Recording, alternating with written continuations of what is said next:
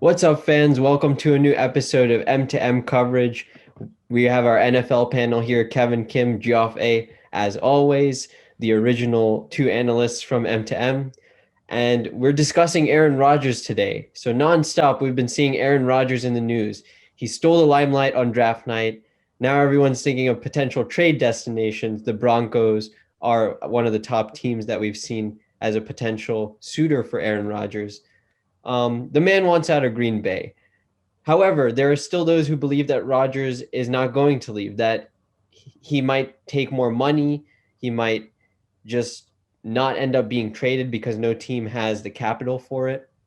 But it is agreeable that the relationship between him and the Packers organization has been fractured, to say the least. So we have some unique takes here. Geoff and Kevin A are disagreeing here. But the question is, and we'll start off with Kevin, is Rodgers taking this situation too far, or is there some validity to how he's handled his relationship with the Packers? Not even some validity. He has complete and absolute validity in his stance right now and his anger with the Packers organization. Aaron Rodgers is not just any quarterback. He's not just any starting quarterback. He's the reigning MVP, and he's also arguably one of the best quarterbacks right now in the NFL. Patrick Mahomes and Tom Brady are probably the only comparable quarterbacks to Aaron Rodgers right now. Aaron Rodgers is just that type of franchise player that you cannot afford to make him unhappy. And what the Packers have done is not just make him unhappy. It's been absolutely gross mismanagement from the front office. They've treated him like a player that hasn't been their franchise player for the past, decade or so. So Aaron Rodgers has every single right to be angry. He has every single right to use the media to vent his anger because it seems like the front office isn't really listening to him. They haven't budged. And, if I were Rodgers, I'd be happy with retiring, to be honest. I know he has a lot of football left in him, but why play for an organization that treats you like dirt and treat you with disrespect when all you have done for that franchise is give them relevance? That's a very valid point. We've definitely seen a lot of people arguing on Rodgers' favor. But Jaffe, I think you had a little more of a nuanced take. Do you think Rodgers is at fault here somewhat? I agree with with most of what Kevin said. I agree that the Packers completely screwed over by not telling Rodgers that they're drafting a quarterback. But I think that Rodgers deserves some criticism for this entire situation. So one of the reasons that the Packers drafted a quarterback in the first round last year was because Rodgers showed some signs of slowing down. I mean, he still had a great year, but he wasn't the quarterback that broke records the years prior. And, the Packers saw that, and then they thought that it would be a good idea to draft a quarterback with a lot of potential and sit him behind Aaron Rodgers. Obviously, Rodgers has proven us all wrong again. He has shown that, he's an MVP caliber quarterback. He had an amazing season last year. And, and I think the Packers see that now. I think the Packers now see that Rodgers still has several years left in him, and that's why they're offering him a huge multi-year extension. And now, I think the narrative that Rodgers doesn't get any help is kind of overblown. Because Rodgers still has one of the best defenses in the league, and that was one of the major problems in the early part of his career. And they spent ton of draft capital. They spent ton of money on free agency to improve that defense. And he still has one of the best O lines in the league, and he has Devontae Adams. He had Jordy Nelson the year before. I mean, they weren't first round picks, but they're still elite wide receivers. So I don't think that there are quarterbacks like Tom Brady, Drew Brees, who also didn't have first round wide receivers, but I don't see them complaining this much about it. So I think that the Packers organization is definitely a fault here, but Rodgers deserves some blame, and I don't think that he should be going this far. I don't think that he should be calling his GM Jerry Krause. I don't think that he should. I mean, he should definitely demand a trade because Packers have completely screwed everything over. But he shouldn't have too much say on who the Packers draft because ultimately is the GMs who are getting paid to draft players to make the decision. I mean, Rodgers definitely deserves a say in who they're going to draft, but I mean the GMs don't have to listen to him ultimately.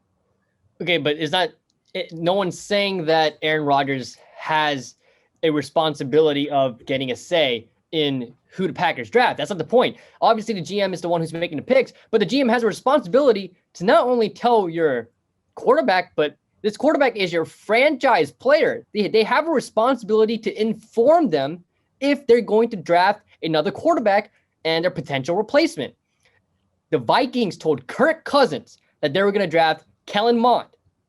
The Bears told Andy Dalton, who has not played a single down for the team, that they were going to draft a quarterback, and they later took Justin Fields. The Bucs told Tom Brady that they're taking Kyle Trask. So, I mean, all these other teams are telling quarterbacks who have smaller tenures with the team, and Aaron Rodgers does not deserve to know that the team's going to draft a quarterback. And your point on Aaron Rodgers potentially declining and why that's why they might have taken a quarterback, I dispute that. When the Packers drafted Jordan Love, the Packers were coming off a 13-3 season from the NFC Championship game. Aaron Rodgers, the 2 seasons prior, you know what his touchdown to interception ratio was? 51 touchdowns, 6 interceptions. I'll say that again. 51 touchdowns, 6 interceptions. That is absolutely insane numbers. So you don't just, I mean, how do you draft a quarterback? By the way, this quarterback's not even ready. The Packers, I don't even think they're ready to play him yet. They're getting Blake Bortles. They got Kurt Menkerick. So they know that they're not ready to play Jordan Love yet. So not only did you get a quarterback who we won't even know if he is a starting caliber quarterback in the NFL, but you don't even tell your franchise player that. And also going back to the point of people saying Aaron Rodgers doesn't have help, I don't even think the argument's about that anymore. It doesn't even matter anymore because you're 13-3. Of course he has help. But if you just came back from an NFC Championship game, if you're coming off an NFC Championship game where you're just a piece away from the Super Bowl, how can you not only not use your first round pick on a player that would immediately help the team, but you trade up to get a quarterback, a backup quarterback, a bench warmer who's not going to see the field for 3+ years. That's insane to me. I agree with that. I think that, the Packers completely screwed over by not telling Rodgers that they were going to draft a quarterback. And, for that, Rodgers should demand a trade. But I don't think he should go as far to, say calling his GM, Jerry Krause, making sure that he gets fired, like telling the organization that it's either him or it's either the GM. I think that's going way too far. And as for, Rodgers being good like 2 years ago, but I mean, he still put up great stats, but he just didn't look like the same quarterback. A lot of the games, his defense he won because his defense was playing very well. And, he obviously was still a good quarterback, but he wasn't the Aaron Rodgers that won multiple MVPs, that won a Super Bowl. He definitely wasn't playing at the level where, any competent GM would consider just drafting his replacement and especially not telling him. And going back to the point with Jerry Krause, I don't even think that's an insult. I mean, Jerry Krause is a multi-time champion. Gutekunst has 0 rings, so I don't even think that comparison is a huge blow to Gutekunst. Let's not forget, Krause is the one who created that roster for Chicago. So Krause has a lot of merit to him. And also, any employee right now in any workplace can talk bad about their employer if they feel like they're being mistreated. And this is exactly the case. Aaron Rodgers is the employee in this case, and he feels like he's been mistreated, so he has every right to air his grievances. I don't see what's wrong with that. Just because he's a player with a huge platform, he's not allowed to do that? I don't think that's fair. Yeah, I mean, I agree with that. I think that, Jerry Krause is obviously, he was a great GM, but I think Aaron Rodgers is referring to him as an insult because, Jerry Krause ultimately blew up that team. He was the reason that Michael Jordan left. I think that's how he's referring to the GM. So is the analogy not sound? Because what it seems like to me is that Gutekunst is going to be the reason why Rodgers is going to leave. I think that's a sound analogy. I think that's what he's referring to, but he's calling himself Michael Jordan, who's the greatest basketball player of all time. He's not calling himself Michael Jordan. Yeah. That's not how comparisons work. No, that's not how an analogy works. But I don't. But I don't think that the Packers are going to be completely blown apart because of just Rodgers leaving. I think they still have potential if Jordan Love ends up being a decent quarterback, which I think there's a chance that he is.